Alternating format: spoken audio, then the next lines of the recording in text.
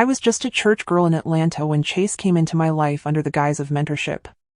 He groomed me with lies and manipulation, and by 21, I was pregnant.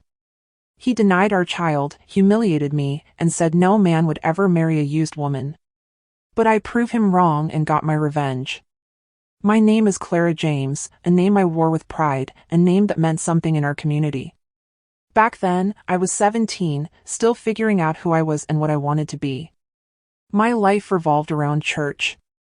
I sang in the choir every Sunday, helped with the younger kids during Bible school, and went to every youth group meeting. Church was my safe place, a place where I felt loved and accepted. I wasn't just going through the motions, either. I truly loved the feeling of being part of something bigger than myself, of helping others, and of singing praises to God. My faith was important to me. It guided my decisions and gave me strength when things got tough. My family was also a big part of my life. We weren't rich, but we had everything we needed, a roof over our heads, food on the table, and plenty of love to go around. My parents always encouraged me to follow my dreams and to be a good person. They taught me the importance of honesty, hard work, and kindness. I had big dreams for myself. I wanted to go to college, maybe become a teacher or a nurse. I wanted to travel the world and see new places. I wanted to make a difference in the lives of others. I was a bit shy, maybe a little naive, but I had a good heart. I trusted people easily and always tried to see the best in them. I believed in the power of goodness and the importance of doing the right thing.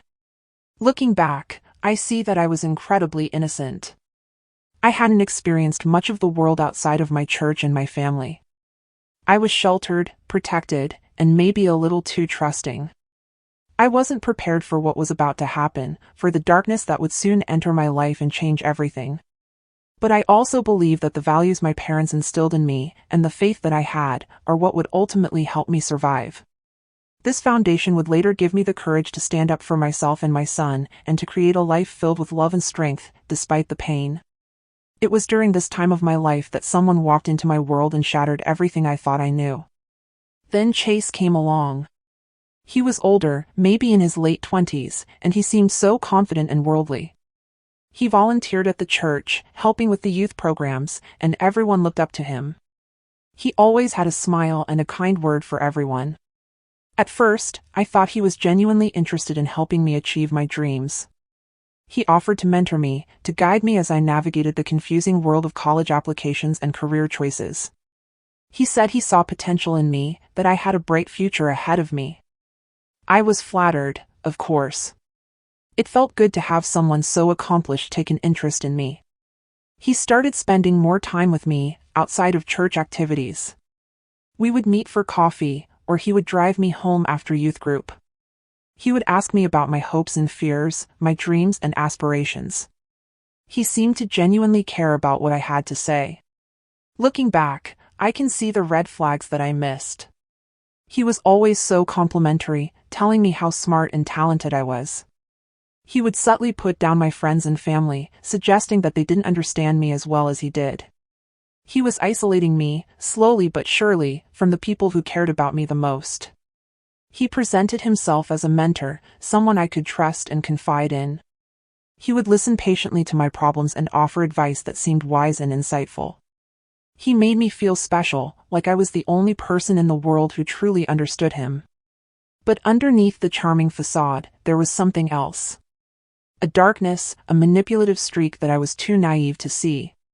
He was slowly gaining my trust, grooming me for something I couldn't even imagine. He started to test boundaries. A hand on my shoulder, a lingering hug, a compliment that was a little too personal. I brushed it off at first, telling myself that I was just being paranoid. But deep down, I knew that something wasn't right. He was like a spider, slowly weaving a web around me. I was caught in his trap, blinded by his charm and his false promises. I was so young and inexperienced, so eager to please, that I didn't realize the danger I was in until it was too late. He used his position of power to manipulate and control me, preying on my innocence and my desire for guidance. The church, my safe haven, had become the place where my trust was betrayed. The person I thought was my friend was actually a predator in disguise. The grooming continued for years. What started as seemingly innocent mentorship morphed into something much darker. Chase slowly chipped away at my self-esteem, making me believe that I needed him, that I couldn't make it without his guidance. He convinced me that my dreams were silly, that I should focus on what he thought was best for me. He started to control every aspect of my life, from what I wore to who I spent time with. He made me feel guilty for spending time with my family and friends, telling me that they were holding me back. He wanted me all to himself. By the time I was 21, I was a shell of my former self. The bright, confident girl who had dreamed of changing the world was gone, replaced by someone who was insecure, anxious, and completely dependent on Chase. I had lost sight of my own goals and desires, replacing them with his. Then, I found out I was pregnant. It was a complete shock. I was terrified. I knew that Chase wouldn't be happy, but I hoped that he would at least take responsibility for his actions. I was wrong. When I told him I was pregnant, his mask slipped completely. He was no longer the charming, caring mentor. He was cold, angry, and dismissive. He accused me of trapping him, of ruining his life.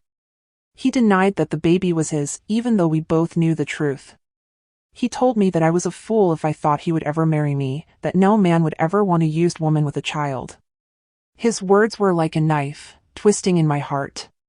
He humiliated me in ways I never thought possible. The pregnancy became a prison. Chase's manipulation intensified. He pressured me to consider options I wasn't comfortable with. He made it clear that he wanted nothing to do with the child or with me. I felt utterly alone and terrified. The church, once my refuge, now felt like a place of judgment. I struggled with shame and fear, unsure of where to turn. His lies had worked their way into every corner of my life, poisoning my relationships and stealing my joy. I had fallen for his deceit, and the consequences were devastating. The innocent girl I once was had been irrevocably changed by his manipulation and betrayal. He had taken my dreams and my future, leaving me broken and alone. The weight of the secret, the fear of judgment, and the crushing realization that I had been so thoroughly deceived nearly broke me. But deep down, a flicker of my old self remained, a tiny spark of resilience that refused to be extinguished. It was that spark that would eventually fuel my fight for survival and my determination to build a better future for myself and my child. Chase's rejection of Mikey was brutal and absolute. He refused to acknowledge him, to provide any support, or even to admit that he was the father. He acted as if Mikey didn't exist, as if I had imagined the whole thing. This denial cut deep, not just for me, but for my unborn child. It was a rejection that would haunt me for years to come. The shaming was relentless. He spread rumors about me, painting me as promiscuous and irresponsible. He told people that I had deliberately gotten pregnant to trap him, to ruin his life. He turned our church community against me, whispering lies and half-truths until I was ostracized and alone. People who had once been my friends and mentors now avoided me, their faces filled with judgment and disapproval. But the most hurtful thing he said was that no one would ever marry me.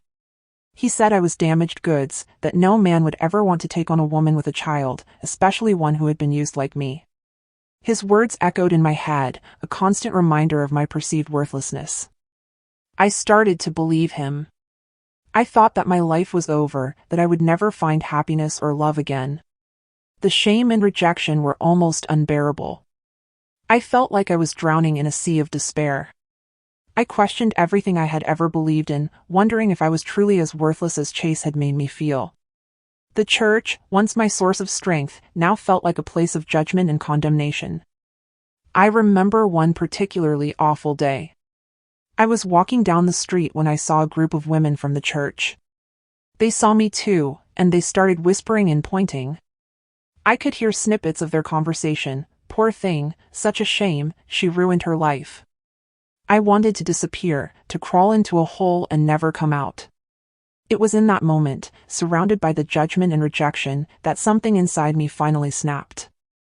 I realized that I couldn't let Chase win. I couldn't let his lies define me. I had to fight back, not just for myself, but for my son. I had to prove him wrong, to show him that I was stronger than he thought, that I was worthy of love and happiness. His words became a challenge, a dare that I was determined to accept. The spark of resilience that had flickered within me began to grow, fueled by anger, determination, and a fierce love for my unborn child. I knew it wouldn't be easy, but I was ready to face whatever challenges lay ahead. I would not let Chase's rejection define my future. I would rewrite my story, and I would make sure that he regretted every single word he had said. The years that followed Mickey's birth were a constant battle against Chase's relentless harassment. It wasn't just a one-time rejection, it was a sustained campaign to destroy my life. The stalking began subtly. I would see him in places I frequented, at the grocery store, at the park where I took Mikey, even outside my parents' house. At first, I dismissed it as coincidence, but it soon became clear that he was deliberately following me. The slander continued, poisoning my reputation and making it difficult for me to find work or build new relationships. He would call potential employers, spreading lies about my character and work ethic.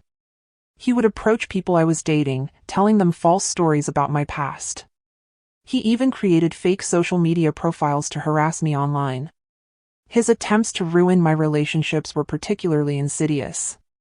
He seemed determined to isolate me completely, to make sure that I never found happiness with anyone else.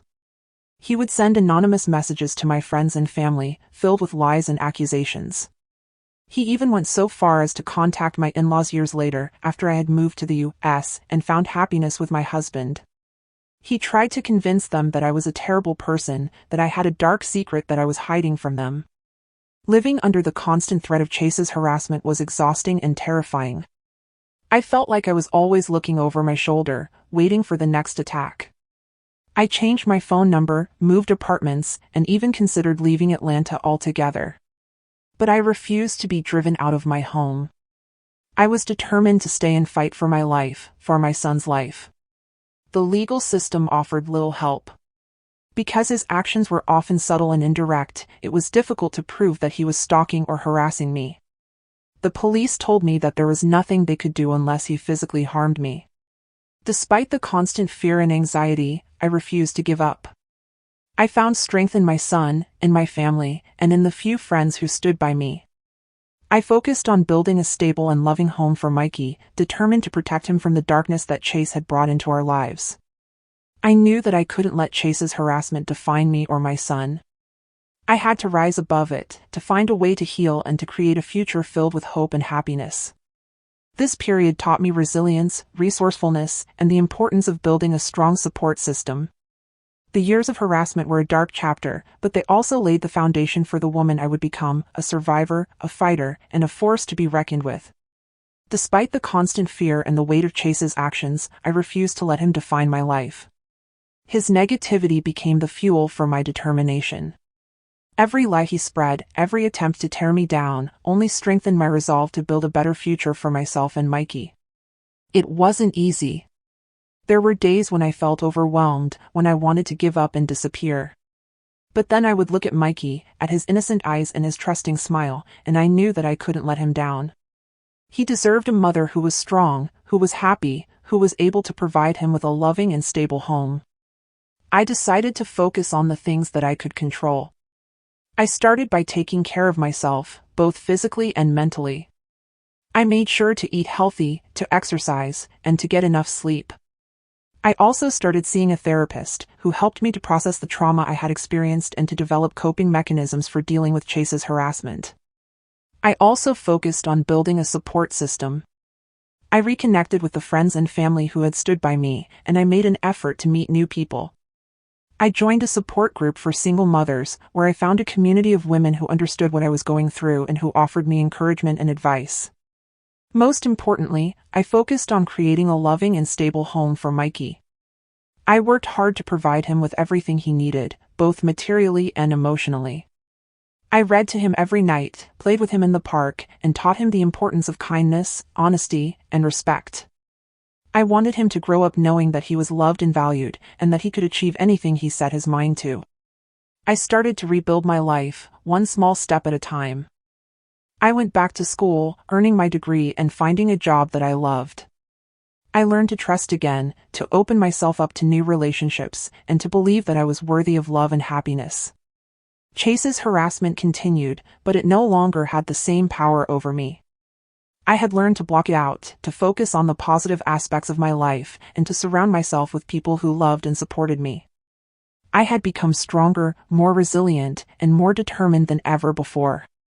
I was no longer the naive, innocent girl who had fallen for Chase's lies. I was a survivor, a fighter, and a force to be reckoned with. I had taken control of my own destiny, and I was determined to make the most of it. My determination became my shield, deflecting his negativity and allowing me to flourish despite his efforts. The power he once held over me diminished with each step I took toward building a brighter future. I was proving him wrong, not just in words, but in the very fabric of my life. My focus shifted entirely to building a solid foundation for Mikey and myself. I knew that a stable career was essential, not only for financial security but also for my own sense of purpose and accomplishment. I went back to school, juggling classes with motherhood and part-time jobs. It was exhausting, but I was driven by the desire to provide Mikey with a better life and to prove to myself that I could achieve my goals despite everything that had happened. I chose a field that I was passionate about and that offered opportunities for growth. I excelled in my studies, earning good grades and making connections with professors and classmates. I knew that education was my ticket to a brighter future, and I was determined to make the most of it. Mikey was always my top priority. I made sure to spend quality time with him, reading him stories, playing games, and teaching him about the world around him. I wanted him to know that he was loved unconditionally and that he could always count on me, no matter what. I also focused on my personal growth. I started practicing mindfulness and meditation, which helped me to manage my anxiety and to stay grounded in the present moment. I learned to forgive myself for the mistakes I had made in the past and to focus on the possibilities of the future. I discovered new hobbies and interests, joining a book club and taking a pottery class. I surrounded myself with positive influences, people who supported my dreams and encouraged me to be the best version of myself. Slowly but surely, I started to heal. The scars from my past remained, but they no longer defined me. I had learned to embrace my strength, my resilience, and my ability to overcome adversity. I was proud of the woman I had become, the mother I was to Mikey, and the future I was building for us both. My career started to take off. I landed a job that I loved, where I was able to use my skills and talents to make a difference in the world. I was finally earning enough money to provide Mikey with a comfortable life, and I was able to save for his future education. I started to travel, exploring new places and experiencing new cultures. I wanted to show Mikey that there was a whole world out there waiting to be discovered, and that anything was possible if you set your mind to it. I was building a life that was filled with purpose, passion, and joy. I was finally happy, truly happy, for the first time in a long time. And I knew that Chase had nothing to do with it. I had done it all on my own, through hard work, determination, and unwavering belief in myself. The future was bright, and I was ready to embrace it with open arms. The trauma I had experienced became a source of strength, fueling my ambition and shaping my perspective on life. I was determined to make every moment count, to live each day to the fullest, and to create a legacy of love and resilience for my son. I never thought I would find love again, not after everything that had happened with Chase. His words, "No one will ever marry you," still echoed in my mind from time to time. But life has a funny way of surprising you. I met David at a conference for work. He was kind, intelligent, and genuinely interested in getting to know me. He didn't seem fazed by the fact that I was a single mother. In fact, he admired me for it. He said he was impressed by my strength, my resilience, and my dedication to Mikey. We started dating, and I was surprised by how comfortable I felt with him. He was a good listener, and he always made me feel safe and supported. He never judged me for my past, and he always encouraged me to pursue my dreams. He was wonderful with Mikey, too. He treated him like his own son, playing with him, reading him stories, and teaching him new things. Mikey loved David from the start, and it warmed my heart to see them together. One day, David asked me to marry him.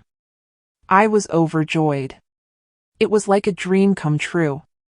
I couldn't believe that I had found someone who loved me for who I was, someone who accepted Mikey as his own, someone who wanted to spend the rest of his life with us. Our wedding was a small, intimate affair, surrounded by our closest friends and family. Mikey was the ring bearer, and he beamed with pride as he walked down the aisle. As I stood there, holding David's hand, I knew that I had finally found my happily ever after. David was everything that Chase was not. He was honest, kind, and respectful. He loved me unconditionally, and he always put my needs and Mickey's needs before his own. He was my rock, my confidant, and my best friend. With David by my side, I felt like I could conquer anything. He supported my career, encouraged my personal growth, and always made me feel loved and valued. He was the perfect partner, and I was so grateful to have him in my life. He showed me what true love was all about, a love that was based on trust, respect, and unwavering support. He helped me to heal from the wounds of the past and to embrace the possibilities of the future. He proved Chase wrong, showing me that I was worthy of love, of happiness, and of a fulfilling life. With David, I built a new family, one filled with love, laughter, and endless possibilities. He embraced my past, celebrated my present, and eagerly looked forward to our future together. His love was a beacon of hope, guiding me through the darkness and illuminating the path toward a brighter tomorrow. He became the father figure Mikey needed and the loving partner I had always dreamed of. He was the missing piece of our puzzle, and together, we created a beautiful masterpiece. A new chapter began when David received a fantastic job opportunity in the United States. It was a chance for a fresh start, a chance to leave the shadows of my past behind and build an even brighter future for our family. We discussed it at length, weighing the pros and cons, but ultimately, we knew it was the right decision. Moving to the U.S. was a big adjustment for all of us.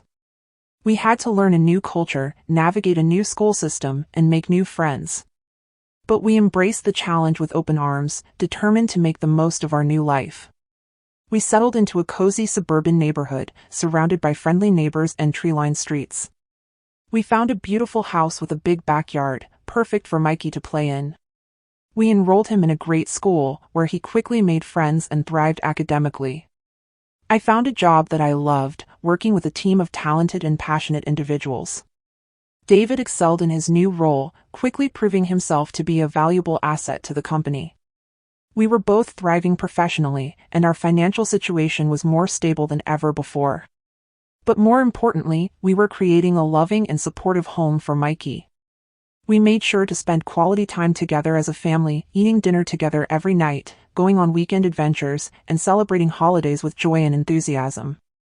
We created new traditions, like baking cookies together on Sunday afternoons and watching movies on Friday nights. We made our house a home, a place where Mikey felt safe, loved, and cherished. We encouraged Mikey to pursue his passions, enrolling him in soccer and art classes. We celebrated his successes and supported him through his challenges.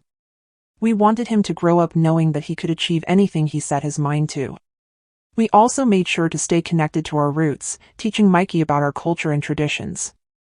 We spoke our native language at home and cooked traditional meals. We wanted him to have a strong sense of identity and to be proud of where he came from. We built a community of friends and neighbors who supported us and enriched our lives. We hosted potlucks, attended school events, and volunteered in our community. We wanted to give back and to make a positive impact on the world around us. In the U.S., we found a sense of peace and security that I had never known before. Chase's shadow still lingered in my mind from time to time, but it no longer had the same power over me. I had built a life that was strong, resilient, and filled with love, and I knew that he could never take that away from me. Our new home became a sanctuary, a place where we could escape the pain of the past and embrace the hope of the future. We were finally free, finally happy, and finally at peace. The stability and love we cultivated in our home became the foundation for Mickey's growth and well-being, allowing him to flourish into a confident and compassionate young man. Even as I built this wonderful new life, a part of me never forgot Chase's cruelty. His words, his actions, the years of harassment, they left a mark that time could not completely erase. I wasn't consumed by anger or hatred, but I knew, deep down, that I wanted him to understand the magnitude of what he had done, to realize the impact his actions had had on my life. But I didn't want revenge in the traditional sense. I didn't want to stoop to his level, to engage in petty games or inflict pain on him. I wanted something more profound, something that would speak volumes without uttering a single word. I wanted to reclaim my power, to rewrite the narrative, and to show him that I had not only survived but thrived. So, I began to plan my long game. It wasn't a detailed, meticulously crafted scheme, but rather a quiet determination to create a life that was the antithesis of everything he had predicted for me. I focused on building my career, nurturing my relationships, and raising Mikey to be a kind, compassionate, and successful young man. I knew that my ultimate act of defiance would come when Mikey was old enough to make his own decisions. I wanted him to understand his history, to know the truth about his biological father, and to have the freedom to choose his own identity. As Mikey grew older, he began to ask questions about his father. I answered him honestly, but without bitterness, explaining the circumstances of his birth and the reasons why Chase was not a part of our lives. I wanted him to understand that he was loved and cherished, regardless of his origins. When Mikey turned 18, he came to me with a request. He wanted to legally change his last name to David's last name, to the last name of the man who had raised him, loved him, and supported him unconditionally. My heart swelled with pride. I knew that this was the moment I had been waiting for. I supported Mickey's decision wholeheartedly, helping him navigate the legal process and celebrating his new identity. It was a symbolic act, a powerful statement that he was choosing his own family, his own future, and his own destiny.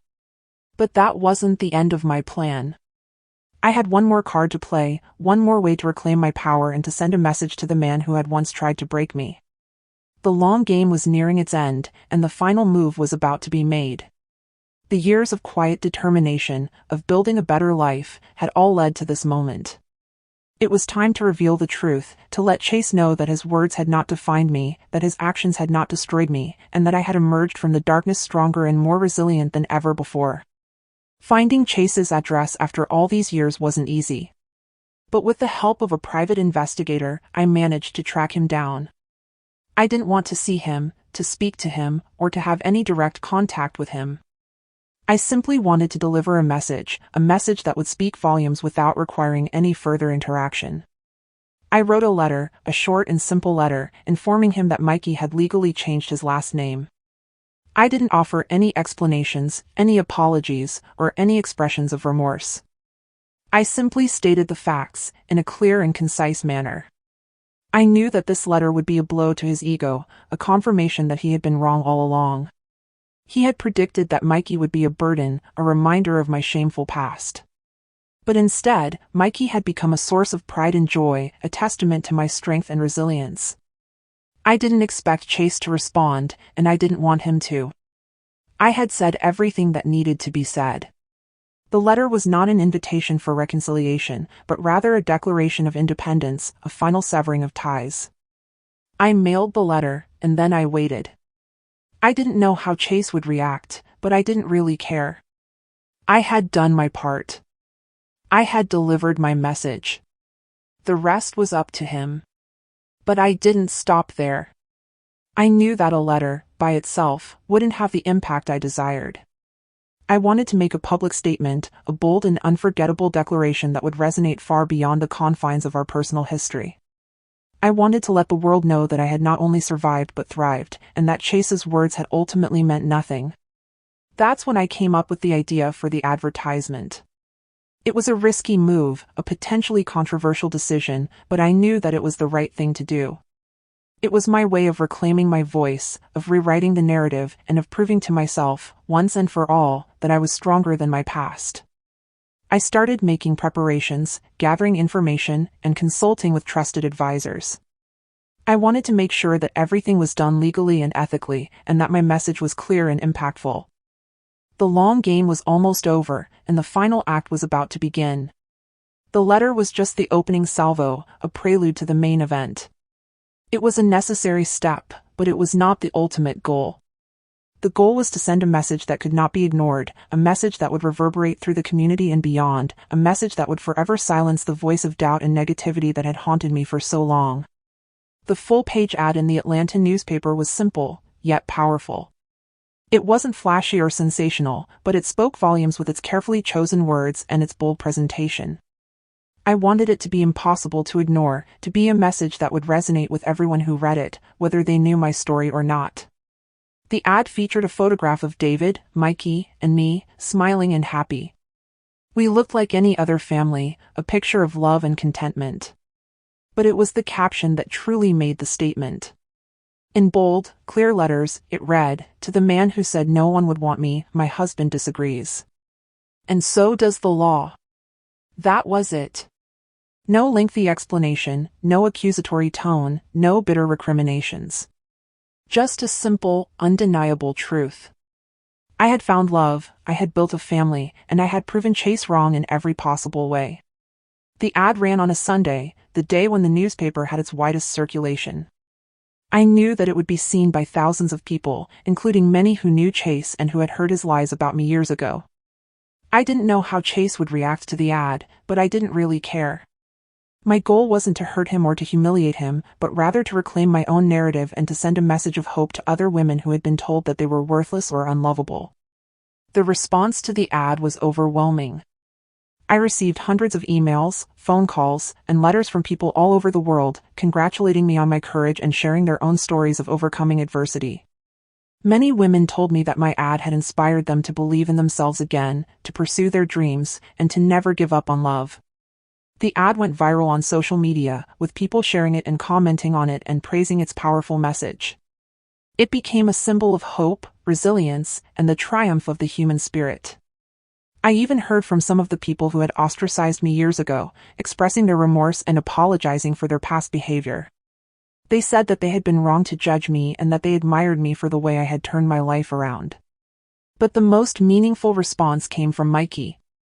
He told me that he was proud of me, that he admired my strength, and that he loved me more than words could say.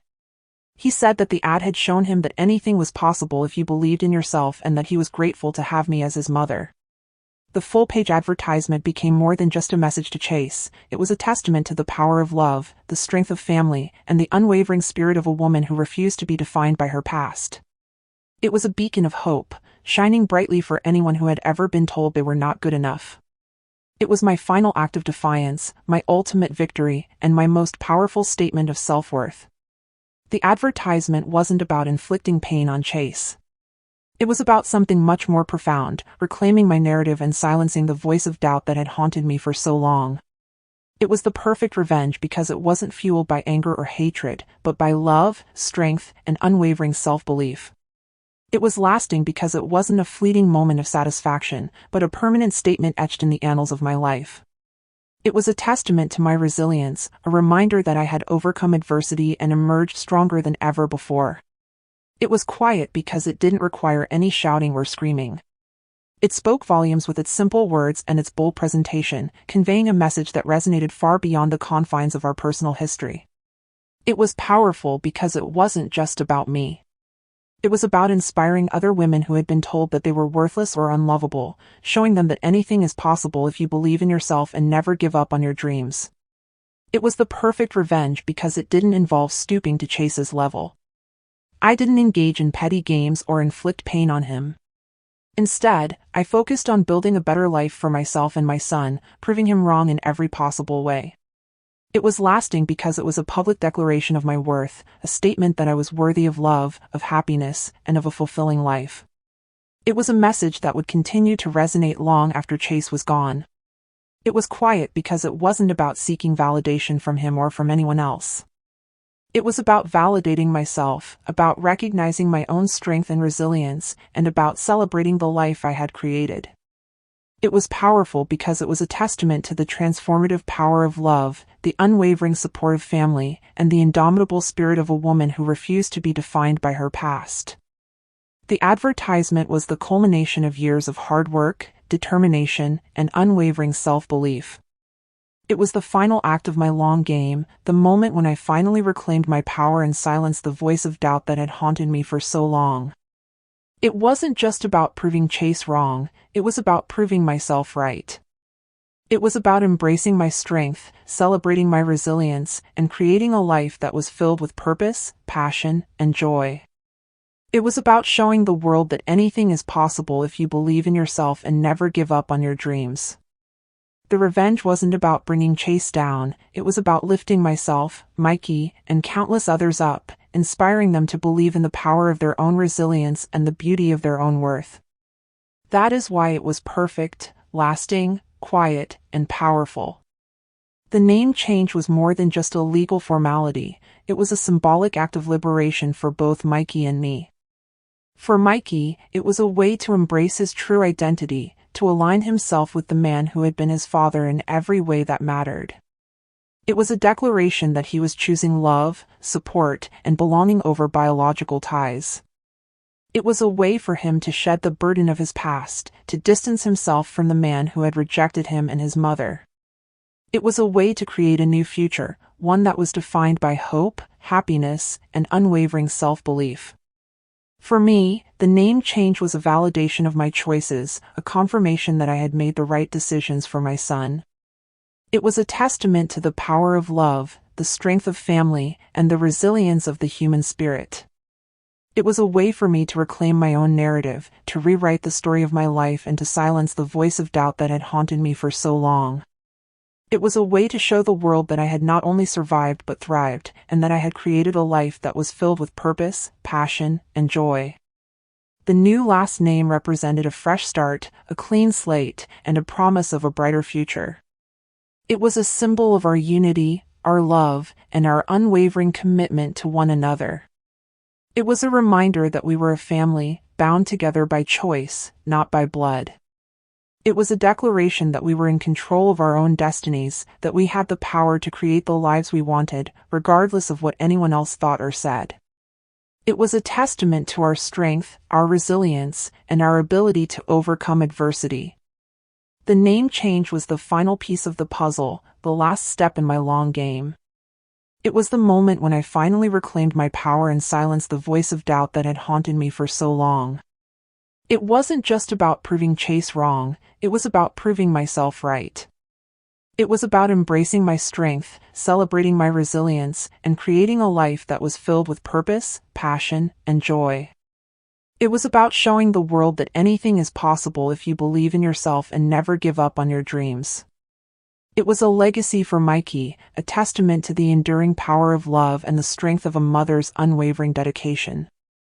The name change was a symbol of freedom, of self-determination, and of the unbreakable bond between a mother and her son. It was the ultimate act of defiance against the darkness of the past, and a radiant beacon of hope for the future. It solidified our identity as a family, not defined by biology, but by love, loyalty, and shared values. It was the final, resounding note in our symphony of survival and triumph. Looking back on my journey, I am filled with a sense of gratitude and awe. Gratitude for the love and support of my family and friends, for the strength and resilience I found within myself, and for the blessings that have come my way. Awe at the way my life has unfolded, at the twists and turns, the challenges and triumphs, and the ultimate destination that I have reached. I never imagined that my life would take this path. I was just a young, innocent girl with big dreams and a trusting heart. But life had other plans for me, plans that involved pain, betrayal, and hardship. But through it all, I never lost hope. I never gave up on myself or on my dreams. I found strength in my son, in my family, and in the belief that I was worthy of love and happiness.